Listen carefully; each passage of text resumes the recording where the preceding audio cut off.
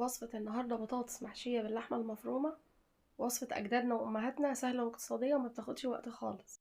وهعرفك الطريقة المظبوطة عشان تطلع معاكي بشكل وتسوية مظبوطة. نبدأ وصفتنا بسم الله. هنحتاج 2 كيلو بطاطس حجم متوسط، لا كبيرة قوي ولا صغيرة قوي زي دي.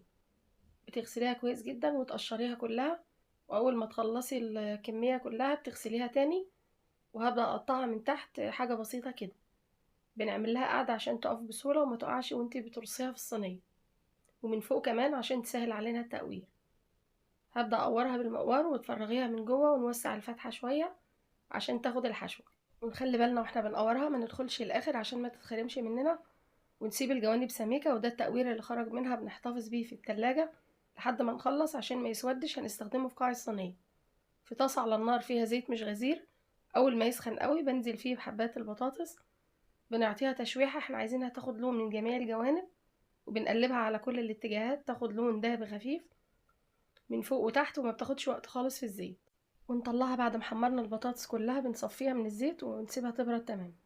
وانزل في نفس الزيت بالتقوير اللي طالع من البطاطس، هشوحه حاجة بسيطة كده ياخد لون خفيف، وهصفيه من الزيت واخرجه. ونعمل الحشوة والعصاج في طاسة على نار وسط. هنزل بمعلقتين كبار من الزيت، اول ما يسخنوا هنزل عليهم بنص كيلو من اللحمة المفرومة.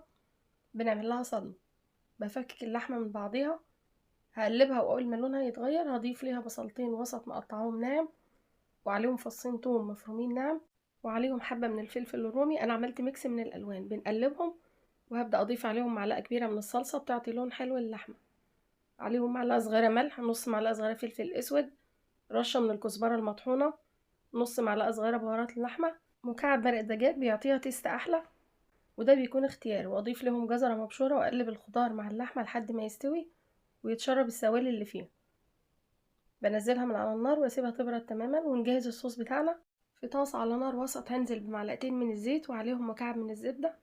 اول ما يسخنوا بنزل عليهم ببصلة مفرومة ناعم، بقلبهم لحد ما البصلة تدبل، وهضيف عليها فصين توم مفرومين ناعم.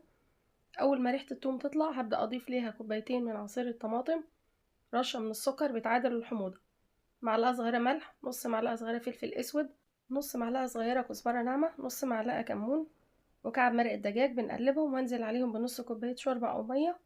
بغطيها وهدي عليها النار تغلي وتتسبك وقوامها يتقل.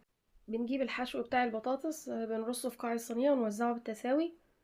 ناخد معلقتين كبار من اللحمة المفرومة على الأرضية ونوزعهم.